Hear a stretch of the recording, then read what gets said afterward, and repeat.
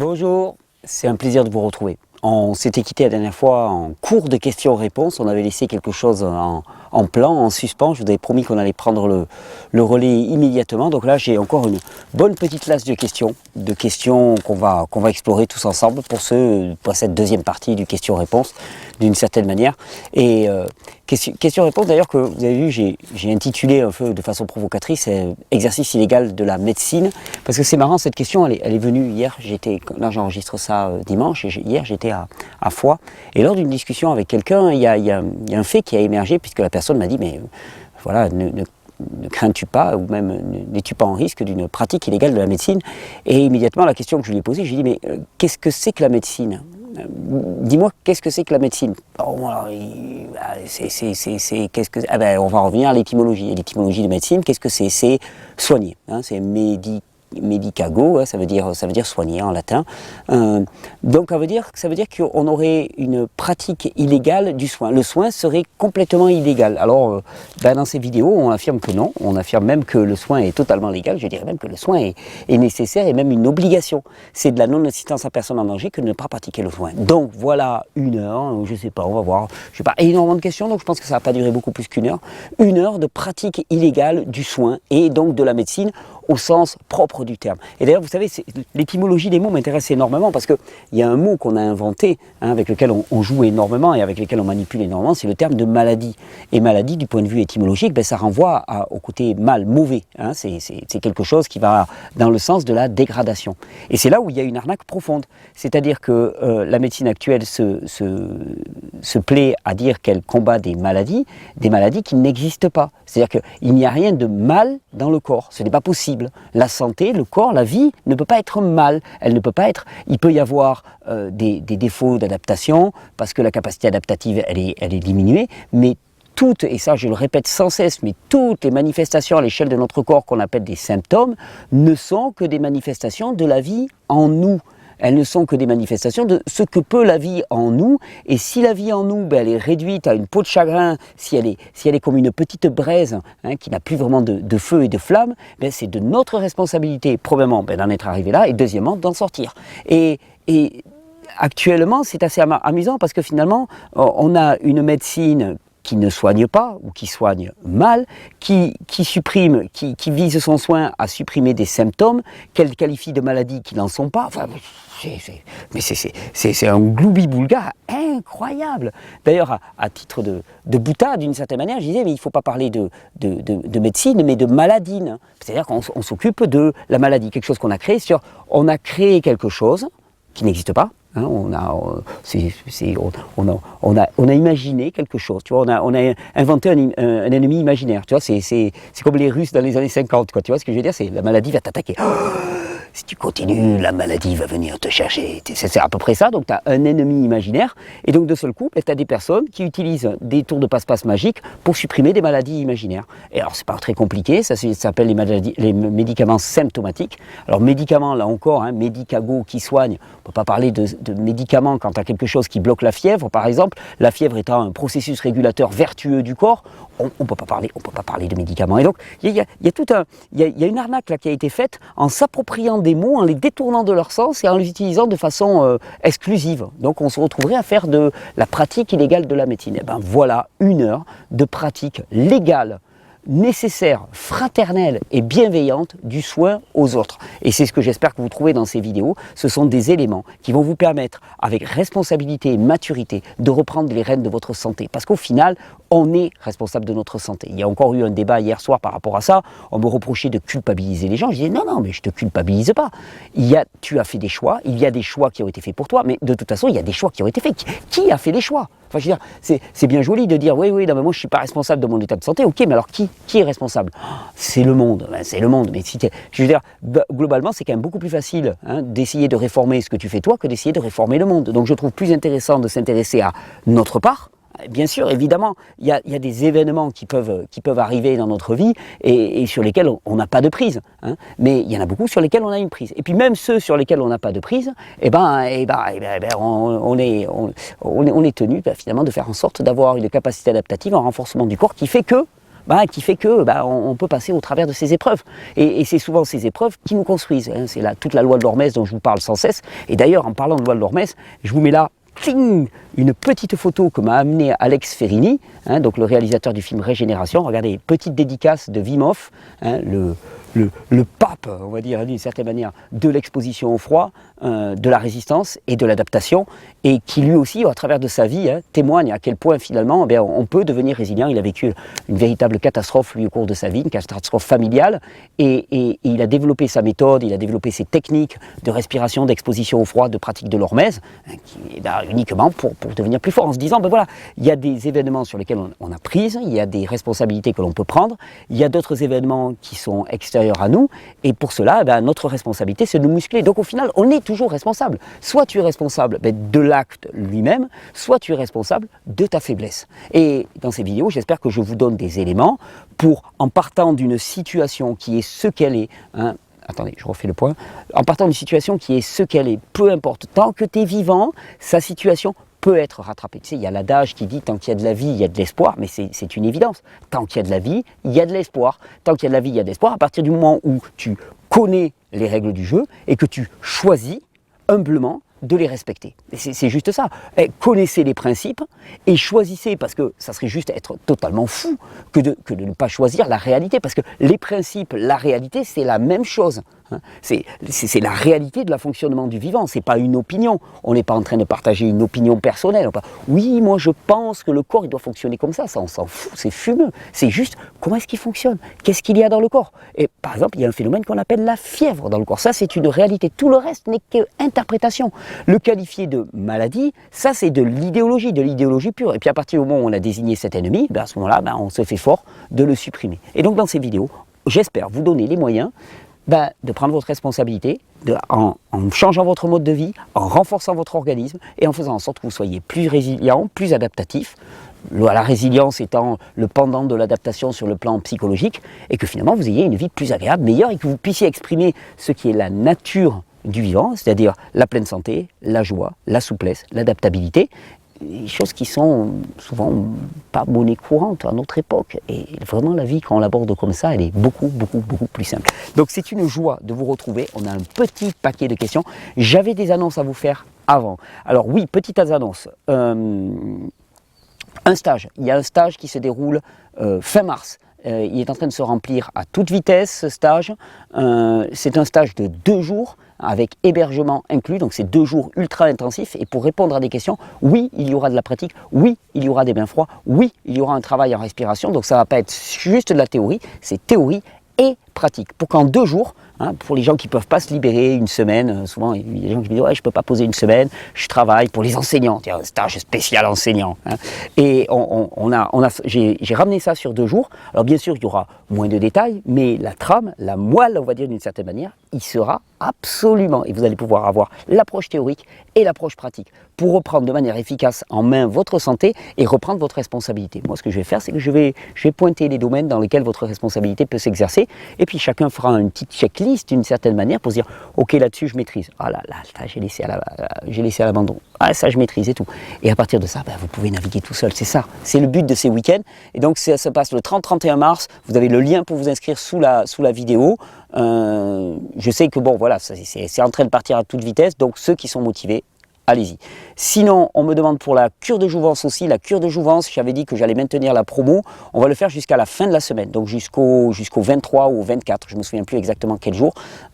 Jusqu'au 24 février, il y a cette promo exceptionnelle qui consiste à, si vous si vous achetez la cure de jouvence et si vous vous lancez dans la cure de jouvence, à côté de ça, vous allez avoir la formation hygiénisme niveau 1 qui est offerte gratuitement. Donc là, vous avez à la fois une formation pratico-pratique, parce que cure de jouvence, c'est vraiment une formation efficace. Il y a un tronc commun, mais tous les participants actuellement à la cure de jouvence me disent « Waouh, le tronc commun nous a mis des idées bien carrées, et ensuite, waouh, on est passé à l'action avec une vidéo tous les jours pendant 3 semaines pour vous accompagner dans une cure que vous pouvez renouveler, puisque l'accès aux vidéos se fait à vie. Enfin, voilà, tant qu'Internet existe, tant qu'il y a de l'électricité sur cette planète, on pourra continuer cette formation.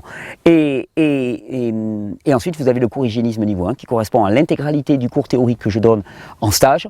Donc c'est un cours très très riche, plus de 18 heures de vidéo, qui est là pour vous apprendre les bases de la physiologie. Donc vous connaissez les règles, vous connaissez l'application. Avec ça, vous pouvez naviguer de façon autonome. Donc je vous dis, la promo perdure jusqu'au, jusqu'au dimanche soir. Donc ça doit être le 24 février.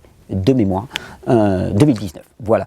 Et au niveau des annonces, non, il y a toujours le site des rencontres de la régénération, je vous le signale, vous pouvez aller voir dessus. Les inscriptions commenceront au 1er mars, pas avant, je crois qu'on est parti. On va pas faire très long, on va commencer tout de suite avec des questions. Alors, je commence par la première question, et je me suis adapté au vent. Hop là. Alors il y a beaucoup de luminosité dans les vidéos, je sais, on me le dit, mais là, j'ai beau baisser les ISO au maximum, j'ai beau faire les réglages au maximum, il y a tellement de lumière. Je frime, hein, je suis payé par le syndicat d'initiative de Catalogne, mais il y a tellement de lumière en Catalogne. Là, le ciel, il est d'un bleu, mais magnifique aujourd'hui, à perte de vue. J'ai des petits nuages, je vous mettrai quelques images, j'ai des petits nuages qui frisotent là sur les montagnes, avec la frontière espagnole au loin, et puis on voit quelques nuages là au-dessus de la mer, mais vous savez, ces journées d'hiver, là où, bon, t'es en manche de chemise, donc bon, pour hiver ça va, mais où l'air est vif, sec et clair, tu sais, parce qu'il est quand même relativement frais, et les contrastes, hein, la forêt en face de moi, elle est juste absolument magnifique, donc c'est un vrai plaisir pour moi. Tenez, je vais quand même vous le faire, hein, on va se faire un petit travelling, hein, pour voir un petit peu tout ça, rapidement. J'espère que je n'ai pas tout déréglé au niveau des réglages. Oh, allez, venez, on ouvre un petit peu. Regardez-moi ce bleu là, magnifique. Et regardez la montagne. Ouh, on rétablit l'aplomb. Et comme la montagne est belle. Avec ses contrastes de couleurs. Et regardez, là.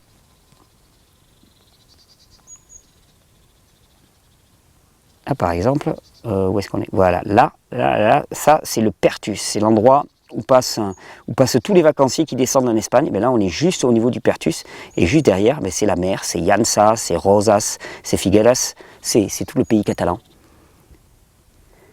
Vous voyez, il n'y a pas un nuage, hein, je ne vous ai pas menti.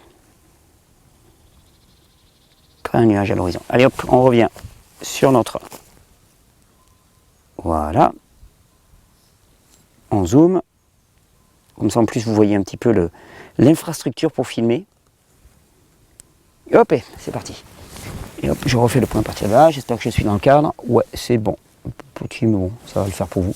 C'est super. Alors, on est parti pour une question. On est parti pour une question de Annie. Bonjour Thierry. Alors vous avez de la chance, je suis un peu fatigué aujourd'hui parce que je suis rentré très tard de foie, donc si je suis un peu ralenti, ça calmera le débit de parole, ça vous ira bien. Je me suis couché très tard, je me suis levé pas tard, donc ça a fait très peu de sommeil. Mais bon, Hormez. Bonjour Thierry, je suis tes conseils depuis des années, j'ai même eu l'occasion de te rencontrer, de témoigner que le jeûne et les jus m'avaient permis de maintenir une tension stable sans médicaments. Super. Et puis il y a 3 semaines de très grosses douleurs digestives m'ont empêché de dormir, puis un zona sur tout le thorax, sans fièvre ni douleur, et au cours d'une promenade, grosse douleur thoracique qui irradie aux omoplates. Résultat, urgence cardiaque, 1 semaine d'hospitalisation en cardiologie, tous les examens possibles, une coronographie, rien d'alarmant, rien, artère, tout est ok. Ça fait des mois que je fais un jeûne intermittent, hein, qu'en penses-tu ? Je pense que c'est bien de faire un jeûne intermittent.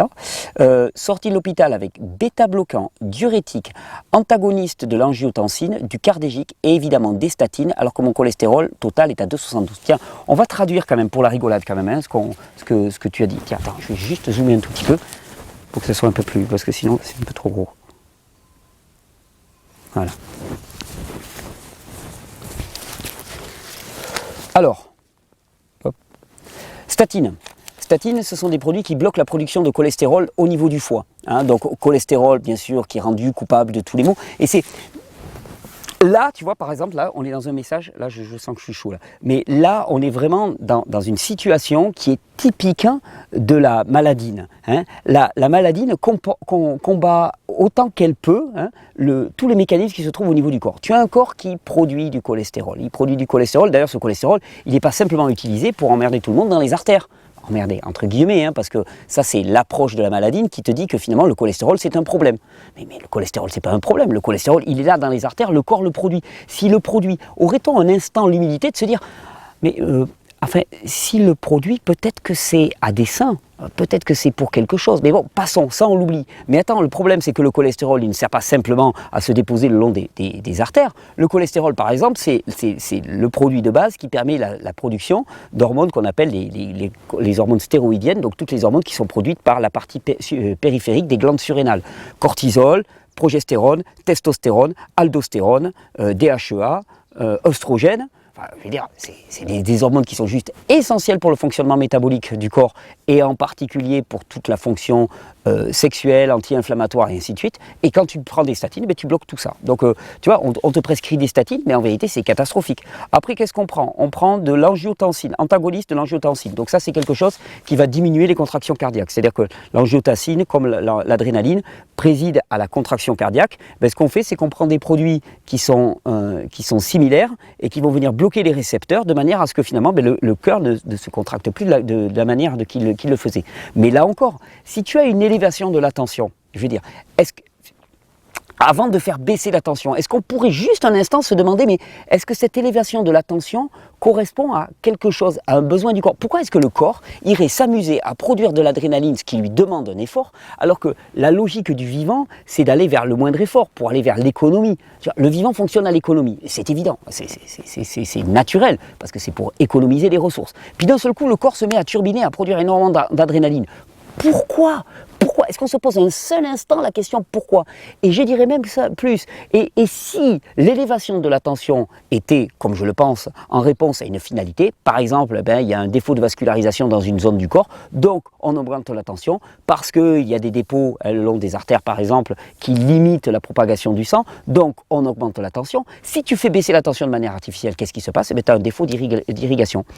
Tu peux avoir des AVC, des choses comme ça qui apparaissent à cause de l'utilisation de ces produits qui vont, ben, les bêta-bloquants par exemple, hein, qui font diminuer la tension de manière complètement artificielle. Qu'est-ce qu'on avait d'autre? Diurétique. Bah, diurétique. Pareil. Si le rein retient les fluides, c'est qu'il y a peut-être une raison. Et là, tu vois, vraiment, on est là-dedans, dans un choc de deux cultures. Tu as l'école du corps con et l'école du corps parfait. La maladine et l'école du corps con, et puis l'hygiénisme et l'école du corps parfait. L'école du corps parfait, elle te dit tout ce qui se passe à l'échelle du corps a une finalité. C'est une manifestation de la vie en vous qui cherche à s'adapter. Donc, si tu viens le bloquer, si tu viens l'empêcher, bah, tu joues contre ton camp. Tu es en train de te marquer un but contre ton camp. C'est juste ça. Et l'école du corps con te dit, il y a des maladies. Ces maladies, nous, les maladins, sommes spécialistes de la guérison, du passe-passe de précipitation pour faire disparaître les maladies. Et donc, le corps dysfonctionne. On attrape des maladies, on attrape des problèmes. Quand le cœur commence à augmenter sa tension, c'est juste qu'il délire, il a bu un coup avec ses potes, il est en train de partir complètement en live. Quand tes reins retiennent de l'eau, c'est qu'il est juste, ton rein, il est stupide au possible et il fait n'importe quoi. En fait, le principe, c'est nos organes dysfonctionnent. Ben moi, je vous le dis dans cette vidéo, les organes ne dysfonctionnent jamais. La vie ne dysfonctionne jamais. La vie fonctionne en permanence, parfaitement. Et c'est juste notre ignorance crasse, hein, et notre manque d'humilité, l'orgueil pour moi c'est la plus grande des maladies, qui fait qu'on n'entend pas les messages. Et là donc qu'est-ce qui se passe? Mais on te fait repartir avec des produits qui vont favoriser la diurèse, donc tu vas te vider de ton eau, l'œdème pouvant être considéré comme un processus régulateur à l'échelle du corps, donc bim, ça t'as plus d'œdème. Non seulement t'as plus d'œdème, mais en plus ton cœur n'a plus la possibilité d'augmenter la tension, non seulement ton corps ne peut plus produire de cholestérol pour protéger tes artères, donc autant te dire que c'est la catastrophe assurée. Jusqu'à aujourd'hui, j'ai toujours refusé de prendre des statines. Qu'en penses-tu? Mais moi, j'ai pas à en penser. C'est juste... Tiens, avant de penser à quelque chose, il faut se dire, ok, qu'est-ce que font les statines? Elles empêchent la production de cholestérol. À quoi sert le cholestérol dans le corps? Bim, bim, bim, bim, bim. Une fois que tu as fait la liste, tu vas dire, ok, je ne prends pas de statine. Mais c'est évident. Quelque part aussi, la maladie ne prospère aussi sur notre ignorance. Je veux dire, c'est parce qu'on a laissé tout un espace de notre vie en friche, c'est-à-dire notre physiologie, notre santé, on l'a abandonné. On l'a abandonné littéralement. On s'est déresponsabilisé. C'est pour ça que le terme de responsabilité me touche autant. Parce que pour reprendre en main notre santé, il faut obligatoirement se responsabiliser et arrêter de démissionner. Je veux dire, on a un système de la maladie qui est à la hauteur de notre démission. Hein. Moi, je tape sur personne. Hein. Je veux dire, j'ai été suffisamment stupide toute ma jeunesse, moi, pour gober des gélules dont je ne savais même pas ce qu'il y avait dedans et ce que ça faisait dans le corps. On me disait, prends-les, je les prenais. Soumission à l'autorité. C'était juste ça, de la soumission à l'autorité. Alors, on va revenir à ta question, Annie. Bon, en gros, statine ou pas? J'accepte pour le moment de prendre tout le reste, histoire de rassurer les proches, mais là, je bloque. Alors, rassurer les proches, tu vois, en prenant de la Morora, je ne sais pas si c'est la bonne solution. Le problème, c'est, tu as une tension qui est plus élevée. D'ailleurs, tu me le dis même pas. Tu me dis que tu maîtrisais bien ta tension jusque-là.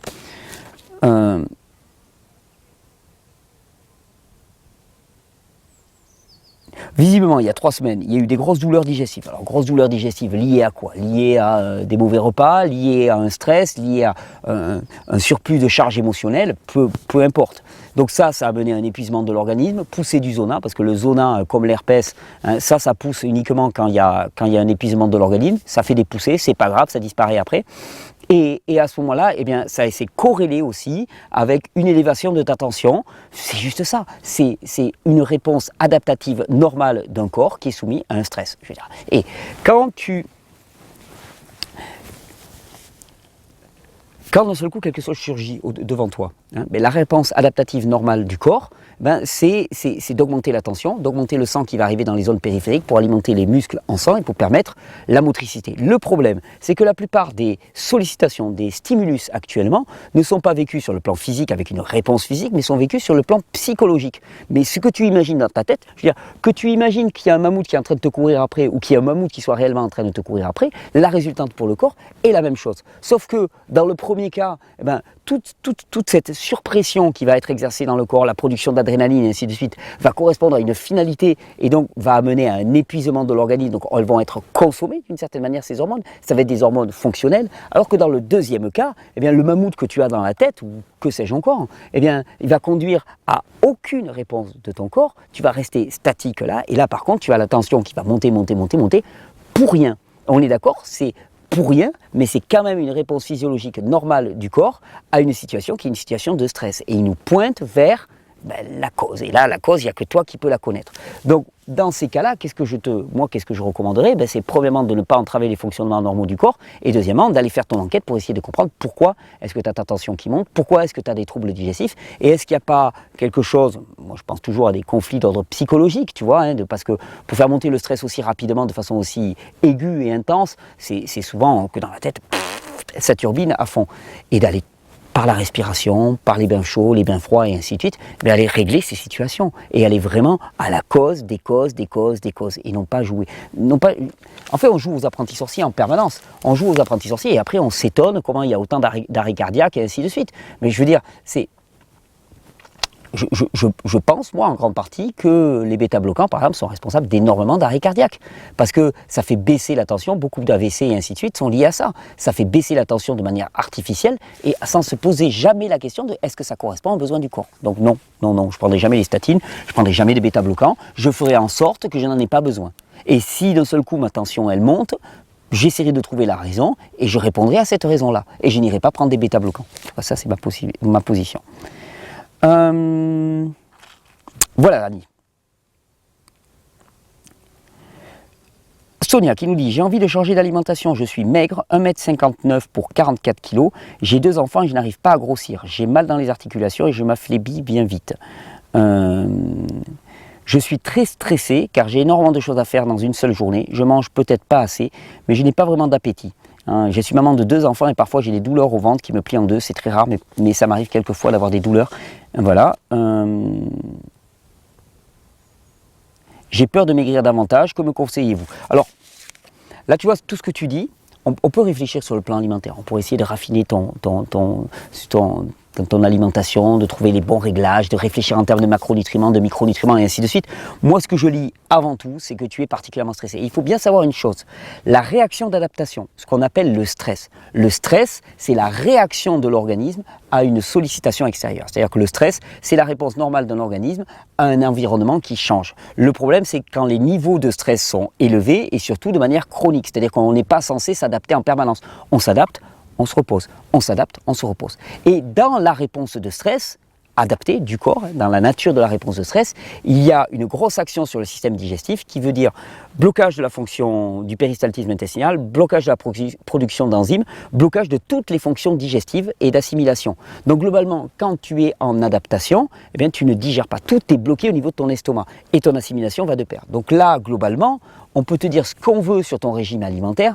Visiblement, tu es extrêmement stressé. En tout cas, tu es visiblement extrêmement sollicité. Cette sollicitation, elle fait que ton corps répond avec une réponse de stress. Et pour moi, tant que ça, c'est pas réglé, tu auras toujours des problèmes digestifs, tu auras toujours des problèmes d'assimilation, tu auras toujours des problèmes de non-prise de poids. Tu es en catabolisme, c'est le terme que j'utilise dans la formation cure de jouvence, j'en parle beaucoup du catabolisme. Tu es en catabolisme permanent, c'est-à-dire que ça tourne, et il n'y a jamais de repos. Le catabolisme d'ailleurs, c'est la marque de l'époque d'une certaine manière. On est une époque hautement catabolique. Et je rappelle toujours, pour mémoire, hypercatabolisme égale hyperproduction de déchets, parce qu'une machine qui tourne à toute vitesse, elle produit aussi énormément de déchets. Hypercatabolisme, hyperproduction de déchets et épuisement, c'est les fameuses 3 clés que je vous ai présentées dans la conférence cure de jouvence et que je développe dans la formation cure de jouvence. Ces 3 clés sur lesquelles je me fonde, parce qu'une fois qu'on les a reconnues dans sa vie, à ce moment-là, on peut chercher des solutions pour répondre de manière adaptée aux dégradations qui ont été liées à ces 3 actions dans le corps, c'est-à-dire hyperproduction de déchets, hypercatabolisme, donc consommation des ressources minérales, micronutritionnelles à toute vitesse et épuisement du système nerveux et du système endocrinien. Et dans ton cas, tous tes problèmes digestifs ne viennent selon moi que d'une seule chose, c'est l'hypercatabolisme, l'épuisement. Tu es en stress permanent et tant que tu n'auras pas répondu à ça, le problème, c'est que effectivement, c'est pas facile. Tu vas me dire, oui, mais c'est pas facile. Mais le truc, je vais te dire, c'est que ce qui se passe là, tu n'arrives pas à digérer et tout, c'est gênant, mais c'est pas grave. Mais si je te dis ça dans 10-15 ans, c'est peut-être le truc qui va faire que tu vas développer un cancer au niveau des seins ou ainsi de suite, ou un cancer du système lymphatique, parce que c'est la suite inéluctable de l'hypercatabolisme. Si on n'y change rien, je veux dire, les mêmes causes produisant les mêmes effets, sauf que ça s'accumule, ton système, à force de produire des déchets, ton système lymphatique va commencer à se charger. Au bout d'un moment, le système lymphatique, il n'en peut plus, il est complètement saturé, et à ce moment-là, c'est là qu'on commence à avoir des cellules qui commencent à muter, parce que le système immunitaire n'arrive plus à gérer cet énorme afflux de déchets. Je veux dire, on a un système dans le corps qui est là pour traiter les déchets, oui, mais à condition qu'il soit dans une quantité raisonnable. Il ne faut pas délirer. Et là, à notre époque, on délire complètement. Et les conditions de vie, les conditions de cette société sont hyper cataboliques, avec l'isolement des personnes, les femmes qui se retrouvent seules avec des gamins, je veux dire, qui bossent, qui ont des gamins, c'est pas possible. Les femmes sont particulièrement celles qui chargent le plus. Les hommes sont mis en rude épreuve aussi, mais les femmes sont celles qui chargent le plus, parce qu'elles ont gardé leur rôle de mère, ou elles essaient de faire ce qu'elles peuvent pour avoir ce rôle de mère, plus le rôle d'épouse, plus le rôle de business angel, enfin de patron d'entreprise et ainsi de suite. C'est trop, ça peut pas le faire. Et on en met trop dans nos vies. Et on pousse, mais on se laisse griser par cette espèce d'hyperactivité. Mais au final, je veux dire, notre biologie, elle se rappelle à nous. Et là, ta biologie, elle se rappelle à toi. Là, c'est premier signal, tu vois, c'est première sonnerie pour te dire, là, le rythme de vie que tu as, le mode de vie que tu as n'est pas du tout adapté. Bon, une première sonnerie. Il y en aura d'autres, Il y en aura d'autres qui vont venir. Là, maintenant, c'est à toi de voir si tu as les moyens, si tu as la possibilité de faire en sorte que cela change. Alors, je vais te dire ou pas, mais en réalité, tu n'as pas le choix. Il va falloir que ça change. La question, c'est à court, moyen ou long terme. Mais pour moi, c'est une sonnerie qui s'allume et tu as intérêt quand même à y répondre au moins à minima à long terme, parce que tu vas en avoir d'autres qui vont s'allumer, mais au final, si tu n'entends pas le message, tu seras comme moi, à 33 ans, moi j'étais dégagé parce que je n'avais pas vu toutes les expressions symptomatiques qui étaient arrivées à l'échelle de mon corps. Parce que, à force d'écouter les maladins, finalement, j'avais pris l'habitude de prendre des produits symptomatiques qui ne faisaient que cacher l'état du terrain. Donc là, pour moi, c'est un gros signal, un très très gros signal, et il faut que tu l'entendes. Voilà Sonia, j'espère que ça t'aura t'aider et surtout que ça te mettra en marche pour changer un petit peu les choses. Allez, je change ça. Avec le vent, j'ai intérêt à me méfier quand même un tout petit peu. Alors, excusez-moi, par contre ça présente des inconvénients. Alors, on en sort deux d'un coup. Alors, la question. Ah oui, alors ça, gros mail, comment envoyer donc le pseudonyme c'est Gestion, Gestion, voilà, comme un gestionnaire, quelqu'un qui gestionne. Bonjour Thierry, merci pour le retour. Donc c'est quelqu'un qui a pris le vaccin H1N1 adjuvanté de GSK, ouais, parce qu'en plus GSK il avait bien mis la dose, il s'est dit car quitte à leur pourrir la vie, je vais bien leur pourrir la vie.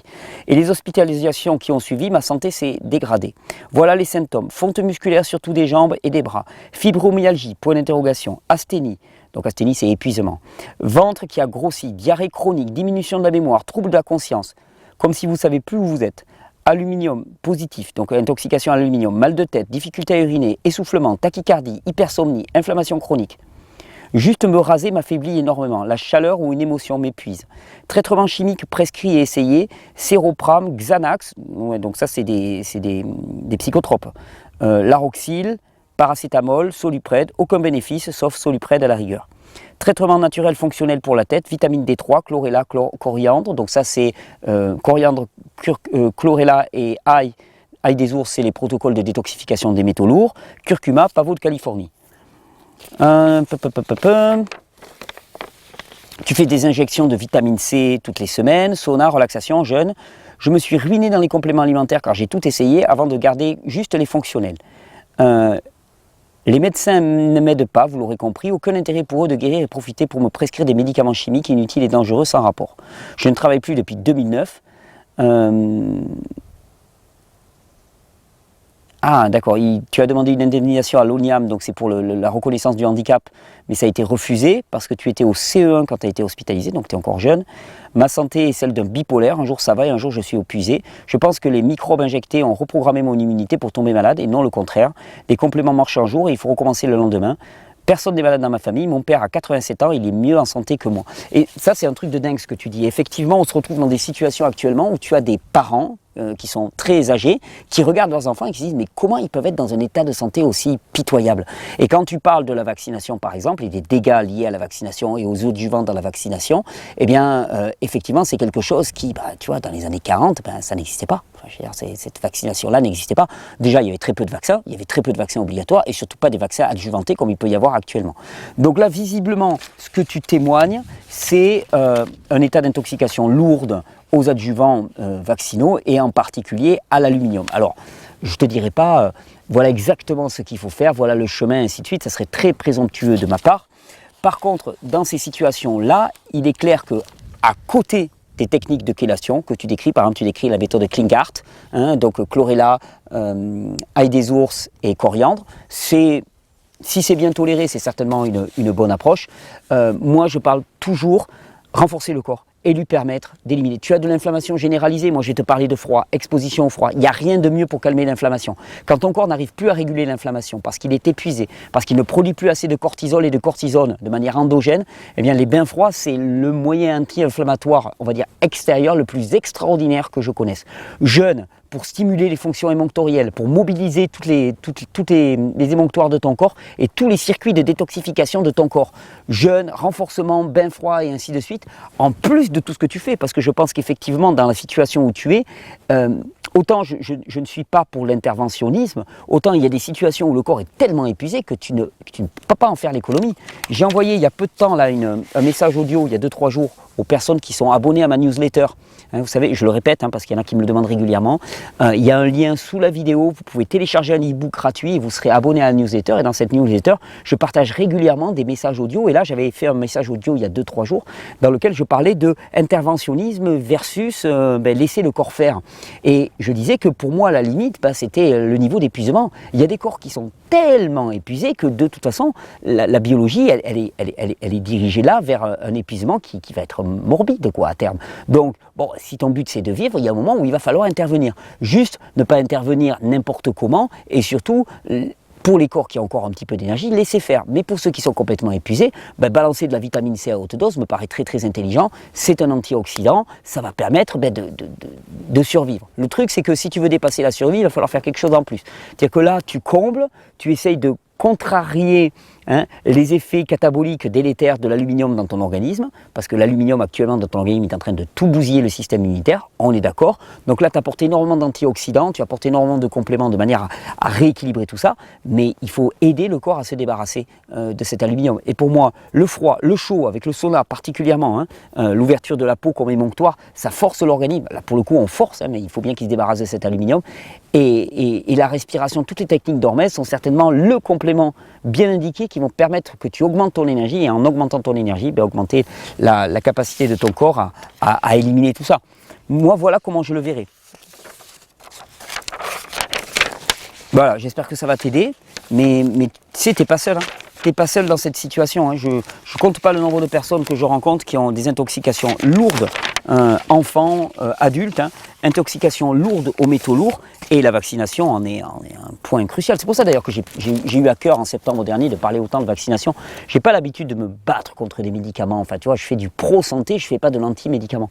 Mais là, pour moi, l'impact de santé en termes de sociétal est tellement grand qu'il fallait que je fasse ma part. Et j'ai vu que le message est bien passé, et je suis ravi pour les quelques enfants déjà qui ont été prémunis de la vaccination. Alors, on enchaîne. Là, c'est du courrier papier que j'avais reçu. Donc là, c'est Marie-Eugénie. Merci beaucoup pour ta lettre, un joli courrier. Marie-Eugénie qui me dit qu'elle souffre d'insomnie chronique depuis 2 ans. Calcification, tendinite aux épaules et cervicales, des lombosciatiques à répétition qui diffusent dans les fesses, surtout quand je m'allonge pour dormir, des bourdonnements d'oreilles graves, paupières gonflées, début de calvitie au milieu du cuir chevelu, sensation de perte d'équilibre par moment, ventre ballonné, vertige depuis 3 jours quand je m'allonge, impuissance de longue date. J'ai commencé les jus de légumes et la consommation de fruits, j'ai été opéré des amygdales à l'âge de 21 ans. Je vais te dire, quand tu vois la liste de l'expression symptomatique qu'il y a à l'échelle de ton corps, et il faut bien comprendre que les symptômes apparaissent, attendez, je cherche un petit truc pour... Les symptômes apparaissent pour te signaler que ton système est débordé. Voilà, chaque fois qu'un symptôme apparaît, c'est pour te dire, c'est le voyant qui s'allume pour te dire, ton système est débordé, ton système est débordé. Là, quand tu vois la kyrielle de voyant qui est allumée au rouge, ça veut dire que ton système, il est débordé de partout, en tout cas de plein d'endroits. Et tu me demandes, comment ça se fait que tu aies de l'insomnie? Mais le corps, il est en lutte permanente, c'est le feu en permanence, il est en hypercatabolisme. Tu sais, les raisons de l'insomnie, elles sont multiples. Hein. L'un des leurres aussi de la maladie, c'est de nous avoir fait croire qu'à une maladie, il y a une solution. Bon, déjà, il n'y a pas de maladie, donc il n'y a pas de solution, mais surtout, effectivement, à une expression symptomatique, eh bien, on peut trouver une molécule qui va bloquer l'expression symptomatique. Par contre, on n'a rien changé au niveau du terrain. Et quand tu m'interroges au niveau du terrain, quelle est la cause de terrain qui peut expliquer, par exemple, l'insomnie? Je vais te dire, il y en a des tas, mais l'une que je trouve les plus évidentes, surtout quand on avance en âge, c'est l'inflammation généralisée. C'est-à-dire que ton corps ne s'arrête jamais. Pourquoi? Parce qu'il y a un état inflammatoire chronique. Le corps il turbine en permanence pour essayer de se débarrasser de toutes ces toxines, de tous les déchets accumulés par l'hypercatabolisme, et il ne peut pas se mettre au repos. Il ne peut pas se mettre au repos parce qu'il y a du taf, il y a du job en permanence. Donc là, vu l'étendue des symptômes que tu décris, je dirais que la première et évidente réponse pour moi, c'est de dire inflammation chronique et généralisée qui fait que tu ne dors pas. Donc là, la meilleure des réponses, c'est de répondre à l'inflammation. Alors non pas, attention, on s'entend, hein, non pas en empêchant l'inflammation avec des anti-inflammatoires, mais plutôt en faisant en sorte que l'inflammation ne soit plus nécessaire. Et pour ça, c'est relativement simple. Il faut aider le corps. J'espère qu'il ne va pas y avoir trop de vent. Là, ça se lève un petit peu. Aider le corps à évacuer ses déchets, parce que l'inflammation n'est qu'un symptôme de l'accumulation de déchets. C'est un mécanisme adaptatif du corps pour permettre l'évacuation et le traitement des déchets quand les systèmes émonctoriaux sont dépassés. Donc, moi, je dirais, dans un premier temps, tu vois, avant même d'aller voir plus loin, vu la quantité de symptômes que tu décris, tu as commencé les jus, c'est super, réformer ton mode de vie, aller voir les 3 clés que je développe dans ma vidéo de conférence cure de jouvence ou dans la formation cure de jouvence, aller voir ces 3 clés, les mettre en application, les suivre et déjà commencer à faire le gros du boulot, nettoyer le terrain d'une certaine manière, commencer à faire table rase un petit peu de tous ces déchets accumulés. Et il y a des grandes chances que l'insomnie, elle disparaisse. C'est le premier truc que je verrai. Après, on pourrait parler des perturbations électromagnétiques, des perturbations de la lumière, le fait d'être à la lumière électrique qui vient perturber les rythmes de sommeil et ainsi de suite. C'est clair, c'est évident, mais là, vu ce que tu décris, je verrai cette cause comme première, beaucoup plus évidente, hein, inflammation généralisée. Donc là, inflammation généralisée, apporter, bombarder avec des produits qui sont anti-inflammatoires, antioxydants, permettent l'évacuation des déchets et permettent le renforcement du système adaptatif. Priorité des priorités. Le programme de base. Je te fais le programme de base, le niveau 1, et il y a des grandes chances que ça améliore sacrément ton état de santé et donc aussi ton sommeil, parce que ton sommeil est une partie intégrale de ton état de santé. Voilà, Marie-Eugénie. Bon courage et bonne découverte, bonne aventure d'une certaine manière. Bonjour Thierry, donc c'est une question de Monique. au secours, je te suis depuis des années, je n'ai manqué aucune de tes vidéos et tu m'as toujours dynamisé. Je suis dans le pétrin actuellement. Comme toi, j'ai toujours cru à la régénération. Et là, une tuile me tombe sur la tête. La fibrose pulmonaire. Alors déjà, tu vois, Monique, on se connaît, hein, donc je me permets, hein, elle sait avec quelle bienveillance je lui parle, la fibrose pulmonaire ne te tombe pas sur la tête. Non, c'est pas une tuile qui te tombe sur la tête parce qu'il y a un mauvais coup de vent dans la rue. La fibrose pulmonaire se développe longuement dans l'organisme et est liée à un état d'accumulation de déchets au niveau de la partie pulmonaire, de défaut de l'émonctoire pulmonaire, d'hypercatabolisme dans l'organisme. Ça n'arrive pas pour rien, cette fibrose. Donc il y a des tissus qui se fibrosent, qui deviennent beaucoup plus durs et beaucoup plus rigides. Ce qui est fibreux reste fibreux et la maladie est évolutive. Alors attends, tu me dis incurable, survie 5 ans maxi. Mais qui c'est qui t'a dit ça? Putain, mais comment tu peux te laisser persuader que tu es condamné? Mais t'imagines dans ta tête la programmation que tu fais, t'as un maladin qui te dit avec sa blouse blanche, tu es condamné à 5 ans, et toi tu l'intègres, tu dis ah bah ouais je suis condamné à 5 ans. Mais c'est pas possible ça. Mais ça se refuse ce genre de diagnostic, ils n'ont pas le droit. C'est absolument dégueulasse. Je veux dire, déjà dans l'absolu, ils pourraient te dire, bon, chez la plupart des personnes que j'ai rencontrées, eh bien le niveau de survie est à 5 ans. Déjà, là tu pourrais dire ok, donc la plupart des personnes qu'il a rencontrées, c'est toujours pareil. Si tu ne changes rien, si tu as des conditions, des choix de vie, des situations qui t'ont amené là, si tu ne changes rien, il y a peu de chances que ça évolue. Comme dirait Einstein, la folie, c'est de ne pas changer et puis d'attendre un résultat différent. Tu n'auras jamais de résultat différent si tu ne changes rien. Mais par contre, si tu changes, l'expression symptomatique, elle va changer aussi. Et me dire que ce qui est fibreux reste fibreux et la maladie est évolutive, ce qui détruit toute l'idée que la régénération, c'est oui et pour tout, mais que dalle. Que dalle, la régénération c'est oui et pour tout, et tu vas me prouver que c'est possible aussi pour la fibrose pulmonaire.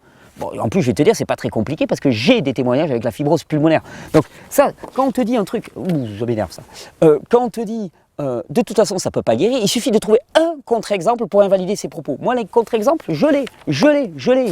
J'ai une connaissance qui avait une fibrose pulmonaire et qui a réussi à sortir de sa fibrose pulmonaire. Ça ne fibrose plus, ce n'est pas évolutif. C'est évolutif si tu continues la même chose. Et ce qui est génétique, c'est l'aveuglement, c'est le suivisme et c'est la non prise en considération de nos besoins physiologiques. Ça c'est génétique, on l'a tous. On se le refile de père en fils, de mère en fille et ainsi de suite. Pas de problème de ce côté-là. Mais par contre, si tu fais une rupture dans ta vie, eh bien il va y avoir une rupture dans ton état de santé. Et ce qui a conduit à cette fibrose changera automatiquement. Alors tu me dis, je suis désespéré et j'ai peur. Ben oui, bien sûr. Et alors là, je vais te dire, et c'est là où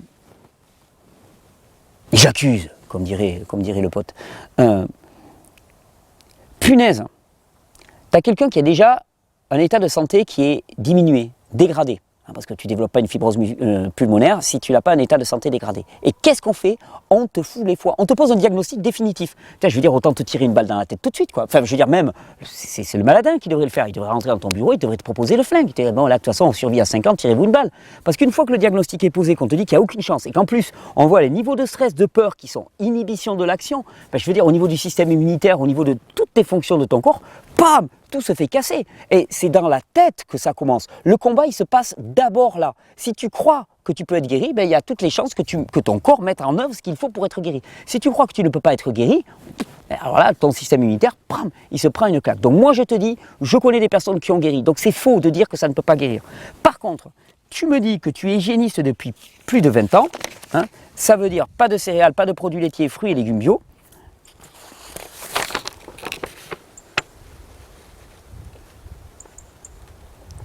Et tu me dis, je suis comme une mouche derrière la vitre, je n'arrive pas à sortir. Moi, je vais te dire, et c'est là où je pense qu'il y a quelque chose certainement à travailler, tu me dis, je suis hygiéniste depuis 20 ans. Mais l'hygiénisme tel qu'il est pensé actuellement, souvent, malheureusement, est pensé d'une manière hyper restrictive, c'est-à-dire c'est je mange bien. Et encore bien, la notion de bien et de mal, ça demanderait à être défini. Mais c'est globalement, je mange pas de la merde, je fais attention à ce que je mange. Non mais, c'est quand même relativement une vision de la santé relativement étroite que de penser que la santé se ramène simplement à notre alimentation. L'alimentation est un pied de la santé. Il y en a d'autres, la respiration, l'exercice physique, les relations humaines, qu'est-ce qu'on pourrait dire, l'exposition au soleil, tout ça ce sont des pieds de la santé. Tu as bien 5, 6, 7 pieds de la santé facilement que je pourrais te citer. Mais globalement, tu vas dire nutrition, respiration, exercice, mouvement, bon exercice, mouvement c'est la même chose, relations humaines, et spiritualité. Allez, on va te faire 5 pieds, les 5 pieds de la santé. Là, tu as les 5 pieds de la santé. Donc si tu t'occupes de ton alimentation, je vais te dire, c'est une bonne nouvelle, parce que tu t'es occupé de ton alimentation, et tu as eu une fibrose. Ça veut dire quand même qu'il t'en reste 4 à explorer. Ah, c'est une chance, parce que si tu me disais, ah ouais, mais moi sur les 5 piliers de la santé, les 5, les 6, les 7, les 8, peu importe, mais sur les piliers de la santé, je suis au top. Voilà, je te dirais, on est mal barré. Ah là là, il va falloir faire du vaudou là, ou un truc dans le genre, parce que sinon tu vas pas t'en sortir. Mais là, moi, ce que je te dis, c'est qu'il y a des grandes chances que tu te sois intéressé à un pilier de la santé, l'alimentation. Ok, à ce niveau-là, c'est relativement réglé, c'est nickel et tout. Alors je vais te dire, oublie, continue ce que tu fais, mais surtout n'y investis pas d'énergie et va t'occuper du reste. Va t'occuper du reste parce qu'il y a un enjeu et ça va te faire bouger. Et remercie la fibrose. Remercie la fibrose parce qu'elle va t'obliger à bouger. C'est quoi, Pitché? Ouais, Monique, hein, pas de coup de grisou, hein, nous fais pas ça. Hein. Ah non, puis c'est dégueulasse quoi. Non mais sérieusement, je m'enfade là. Mais on va me dire Thierry, tu provoques et ainsi de suite. Non mais attends, sérieusement, aller dire à quelqu'un, t'es condamné à 5 ans et on n'y peut rien. Enfin je veux dire, c'est ignoble de dire un truc pareil. C'est juste ignoble. Surtout que on sait de plus en plus hein, le pouvoir de la pensée sur le physique. C'est-à-dire que c'est même si personne n'avait jamais vu une fibrose se guérir, enfin, je veux dire, ça sert à quoi de dire à la personne t'es condamné? Au contraire, lui dire, punaise, on pourrait quand même tenter le coup. Moi j'ai une expression, je dis, quitte à mourir, autant mourir les armes à la main. Tu vois, je me dis, ouais, ton cancer, t'as un cancer stade 4, c'est foutu. Je dis, ok, mais je vais mourir en me battant. Je vais pas mourir en me disant, ah c'est foutu, je vais mourir. Mais c'est ignoble comme fin de vie. Putain, je vais me battre jusqu'à la fin de mes jours. Me battre encore, me battre pour la vie, me battre pour la santé et nourrir la santé en moi. Et on verra qui aura le dernier mot. Hein, parce que des situations désespérées, j'en ai connu, moi la première. Moi, il n'y a personne qui aurait parié un copec sur moi. J'avais pas une fibrose, mais j'étais rendu à l'état de légume. On me l'a dit. On m'a dit, votre chance de survie, 5 jours. 5 jours, Tintin. Hein, regarde les 5 jours, ce qu'ils ont donné. Je suis toujours là et j'ouvre grand ma gueule et c'est pas fini. Donc, faut arrêter avec ça. Faut refuser ce genre de diagnostic. Ça, pour moi, c'est le pire des cancers qui te ronge le mental.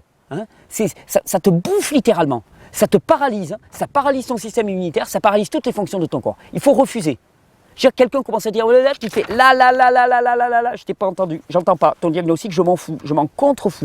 Tu sais, ça me rappelle l'histoire d'une amie qui avait un cancer du sein. Bon, j'espère qu'il n'y aura pas trop de vent, hein, on va faire. Hein, qui avait un cancer du sein.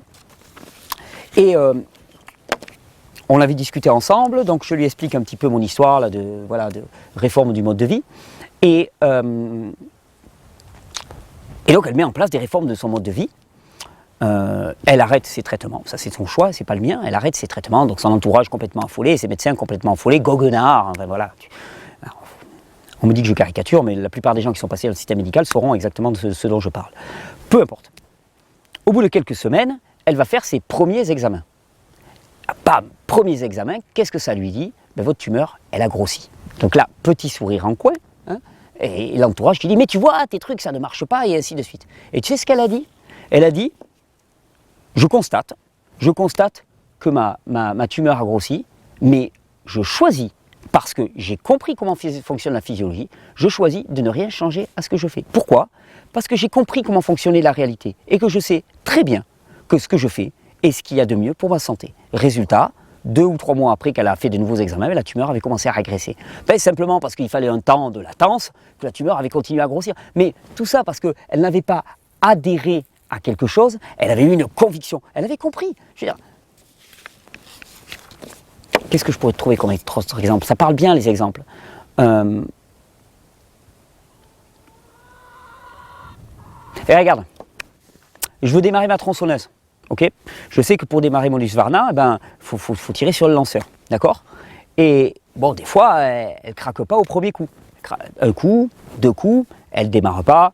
Je repipette un peu d'essence, et ensuite, 3e coup, elle démarre pas. Là, il y a quelqu'un qui arrive et qui me dit « Ah, mais c'est pas du tout comme ça qu'il faut faire pour l'allumer. Pour l'allumer, il faut que tu la poses par terre, que tu te foutes à poil avec un pagne en plume d'Uzbek et que tu fasses 3 fois le tour en chantant. » Là, je lui dis, non mais attends, je sais comment fonctionne cette machine, et je sais très bien que ce que je suis en train de faire là, en tirant sur le lanceur, va permettre de l'allumer, contrairement à ce que toi tu me proposes. L'exemple est un peu caricatural, mais c'est ça. Je veux dire, si tu as compris la physiologie, tu sais très bien comment ça fonctionne, et tu sais dans quelle direction il faut tirer. Alors Monique, tu te bats. Sinon, c'est moi qui viens te chercher et je suis en colère en ce moment. Hein, donc, pas bon comme émotion, la colère, paraît-il et tout. Mais c'est de la sainte colère, de la saine colère. Voilà, c'est bon. Comme ça, je suis absous. Mais, non, tu te bouges, hein, là, parce que sinon, moi, c'est moi qui viens te chercher. En plus j'ai ton adresse et ton numéro de téléphone. Alors, fais gaffe, hein, je te retrouverai.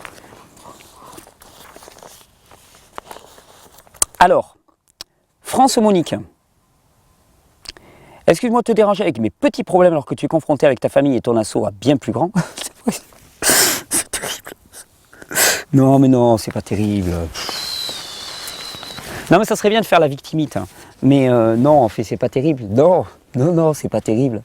Ah, tu sais, tu perds, tu gagnes. Tantôt pile, tantôt face. Il y avait un haïku d'un poète japonais que j'aime beaucoup qui s'appelait Ryokan, qui avait écrit un haïku. Les haïkus sont des poèmes japonais très courts et qui disait « Elle tombe, tantôt pile, tantôt face, la feuille du être ». Mais c'est vraiment ça la vie, ça tombe tantôt pile, tantôt face. Et ta force, c'est que quand ça tombe pile, c'est bien, et quand ça tombe face, c'est bien aussi. Parce qu'il y a du bon dans chaque chose. Et apprendre à voir le bon dans chaque chose, je pense que c'est l'un des facteurs de santé aussi prioritaires. En tout cas pour moi, c'est vraiment l'ancrage de ma santé. Donc, il y a eu des dégâts, on va reconstruire, on sera plus beau, plus neuf, plus, donc c'est cool. Et puis c'est cool quand même. Et même si c'est pas cool, c'est cool. Bon, donc toi, tu as une question concernant le jeûne. Jeûner pour moi ne me pose pas trop de problèmes, c'est la reprise qui est catastrophique. Elle me transforme en ogresse boulimique. Je me suis rendu compte en suivant tes vidéos que mon corps, lorsqu'il est en phase de jeûne, ne passe jamais en cétose, selon les critères qu'il a justifiés et que tu définis. Langue blanche, sentiment de satiété après les premières heures, difficile d'impression de faim. Alors écoute, j'ai défini des critères, mais le mieux quand même, ça serait, il y a moyen de doser les corps cétoniques en circulation. Le mieux, ça serait d'acheter les bandelettes pour faire le cétotest. Et là, comme ça, tu sais exactement ce qu'il en est. Tu as peut-être un défaut congénital, génétique de production de corps cétogènes. Mais c'est à voir, à tester. Moi d'abord, j'objectifierai la chose.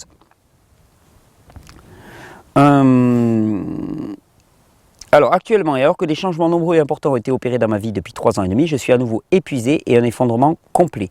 Estomac, je ne digère quasiment plus rien. Intestin comme dévoré par une armée de piranhas. Le foie qui n'en peut plus d'essayer de pallier à tout ceci, comme les reins totalement éreintés. Ce qui me mène à une perte de morale nette avec crise d'angoisse que je n'avais plus connue depuis bien longtemps et des insomnies complètes depuis plusieurs semaines. Ce qui entraîne aussi l'absence de réparation de l'organisme et surtout des muscles et des nerfs dont sciatiques. Je voudrais tenter à nouveau de régler cela par le jeûne sec, mais je crains ces problèmes de reprise alimentaire. Pour l'heure, je pratique le jeûne sec intermittent et supprimer les fruits, me contente de jus et de soupe pour éviter tout ce qui pourrait accentuer l'irritation du système digestif. Alors écoute, tu ne me donnes pas énormément d'éléments, mais mon petit doigt, avec qui j'ai une relation privilégiée, me dit que ça sent quand même la détoxification qui s'emballe. Ah oui, tu crois, ouais, ça sent, il me dit de te dire ça, France, que ça sent la détoxification qui s'emballe. On ne fait pas passer du 60 000 volts dans du câble de 1,5 mm². C'est pas possible, ça crame tout.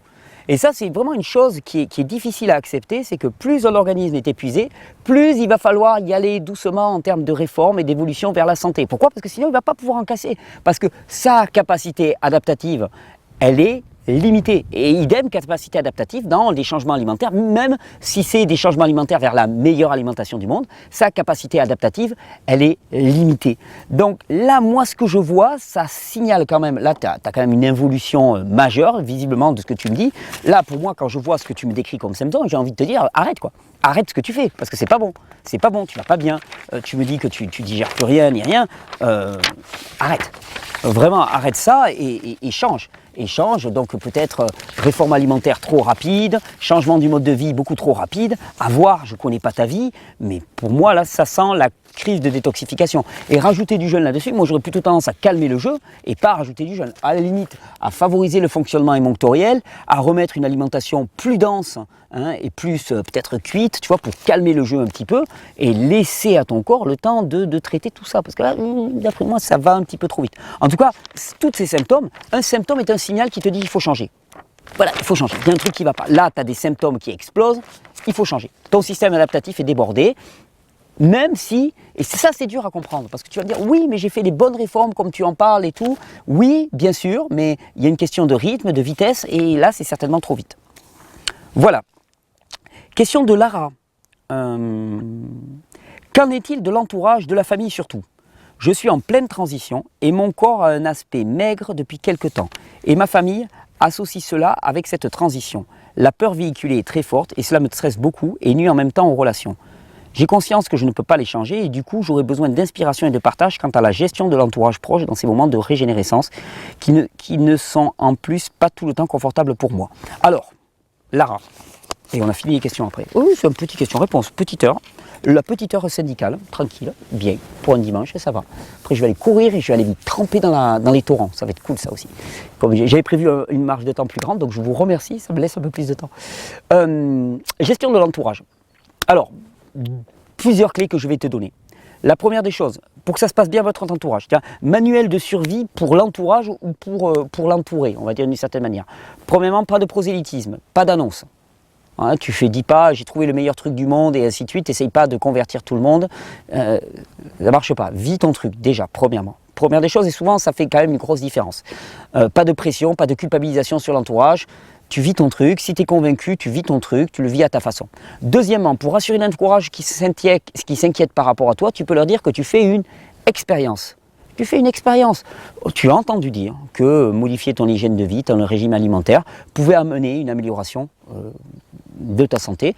Tu fais une expérience. Et en plus, c'est la vérité. Je veux dire, à part que tu sois rentré en religion et dans un dogme, tu devrais faire une expérience. On est tous en train de faire des expériences. Moi, je fais une expérience maintenant que je mène depuis plus de 12 ans, parce que jusqu'à présent, cette expérience m'a conforté dans l'idée qu'elle était adaptée pour moi. Mais si ça commençait à changer, hein, je dirais l'expérience elle est terminée et je la fais évoluer. Puis j'essaierai de comprendre pourquoi elle n'a pas été bonne. Là, tu fais une expérience. Tu dis, je fais une expérience et dans quelques temps, dans quelques mois, dans un mois ou deux, je vais tirer la conclusion de cette expérience. Et puis, je suis sensible à votre retour aussi. Je vais tirer la conclusion de cette expérience. Et puis, on verra si je continue, si j'en garde des éléments ou si je balance tout à la poubelle. Comme ça, déjà, ça permet de calmer le jeu.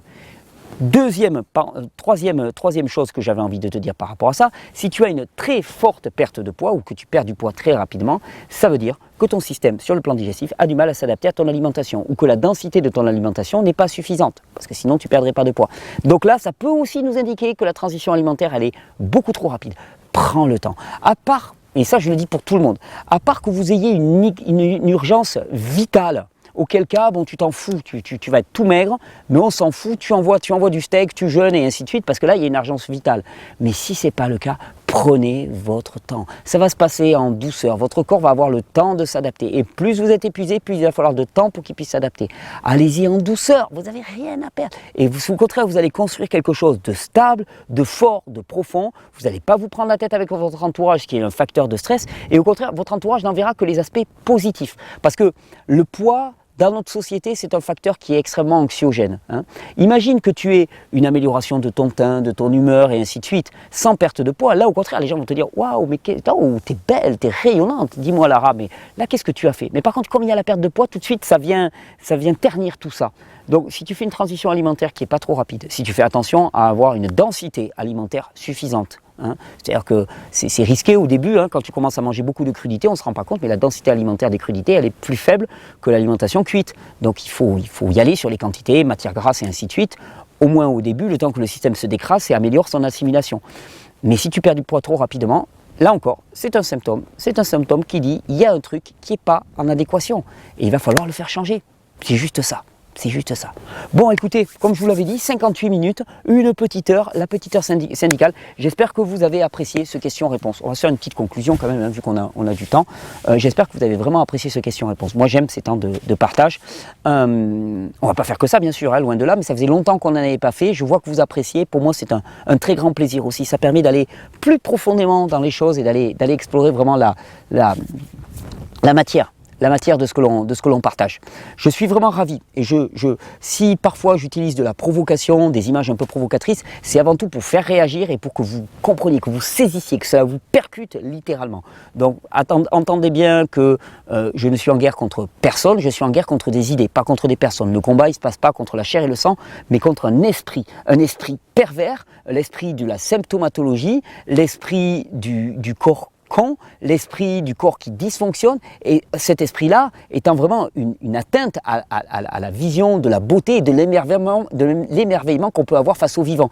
Et moi, c'est cet émerveillement que je veux que vous retrouviez. Parce qu'une fois que vous êtes émerveillé, une fois que vous avez contemplé le corps dans ce qu'il a de parfait, une fois que vous avez contemplé le vivant dans ce qu'il a de parfait, et oui, même toi qui te crois malade, dont on t'a tenu des discours extrêmement négatifs par rapport à ton état de santé, mais toi, tu as un corps qui est parfait, qui fonctionne parfaitement, qui est complet et qui fait tout ce qu'il peut actuellement pour te ramener vers un état de santé. Alors est-ce que tu vas entendre ces coups sourds? Est-ce que tu vas l'entendre taper? Il vitupère, il vocifère pour te dire entends-moi, sérieux, entends-moi et réponds à mes besoins. Ben voilà, sur le plan physiologique, sur le plan psychologique, sur le plan émotionnel, sur le plan du cadre de vie, du rythme de vie, sur le plan de votre entourage. S'il y a du symptôme, il y a des choses à changer. Alors partez en enquête, allez trouver vraiment là où ça blesse et allez faire les réformes. Et prenez votre responsabilité. Parce que accuser les autres, se plaindre des autres, ça n'a jamais fait avancer quoi que ce soit. Hein, c'est l'une des règles, ça ne sert à rien d'accuser. Ça ne sert à rien de se plaindre. À rien du tout. On le fait, moi aussi je le fais parfois. Mais c'est totalement improductif. Rien. Tu vois une situation, tu la prends en compte, tu agis, tu changes et ta vie changera. Je vous souhaite une bonne régénération. Merci pour tous ces partages. Je serai ravi de vous revoir, de vous rencontrer pour ceux que je vais rencontrer fin mars. Je vous donne rendez-vous lors des rencontres de la régénération. Et puis lors de la prochaine vidéo qui va arriver sous peu, d'ici 2-3 jours. Vous connaissez le petit rythme qu'on s'est imposé par la joie. C'est une contrainte volontaire librement choisie. Allez, bonne régénération. Et bon bain de soleil. Là, moi, je vais aller courir avec la chienne. Elle va être ravie. Ah oui, à ce propos, je le dis là en vidéo. Je vous montrerai la prochaine fois, je vais faire une vidéo là-dessus. Je vais avoir 6 petits chiots à donner d'ici 1 mois pour ceux que ça intéresse. Des croisés Border Collie, donc le papa est Border Collie, la maman c'est ma chienne Pépite qui est un berger blanc suisse, pure race. Ça va donner des super chiens de berger, très achourites comme on dit par chez moi, hein, c'est-à-dire des chiens très baleines, très costauds, hein, nourris uniquement, la maman est nourrie uniquement au cru, super immunité, jamais malade. Le papa c'est un coureur des montagnes, il a la patate, il est capable de faire des dizaines de kilomètres dans la montagne sans coup frémir. Les petits ils ont été uniquement allaités par leur maman et ensuite nourris avec du barf, donc avec de la nourriture crue, non vaccinés, enfin voilà, ça va être la totale. On les donne volontiers à des gens qui ont un très grand jardin et qui s'en occuperont bien, qui leur donneront à manger, je veux un engagement moral à ce qu'on leur donne à manger de la nourriture crue, de la viande, des légumes, que ce soit des chiens qui s'épanouissent et qui donnent des beaux chiens. En tout cas, ça va être des super chiens de berger qui demandent une grosse activité. Je vous le glisse là comme ça, s'il y en a qui sont intéressés. On a encore 4 mâles et 2 femelles à donner, je crois, de mémoire. Ouais, je crois que c'est ça, ou 3 mâles et 3 femelles, je me souviens plus exactement. En tout cas, on en a 6, donc ça sera disponible. Je vous reparlerai, je vous ferai une petite vidéo. On en profitera pour refaire un point sur l'alimentation de nos animaux et voir un petit peu comment on peut faire mieux que ce qu'on fait actuellement. Je vous souhaite une bonne régénération.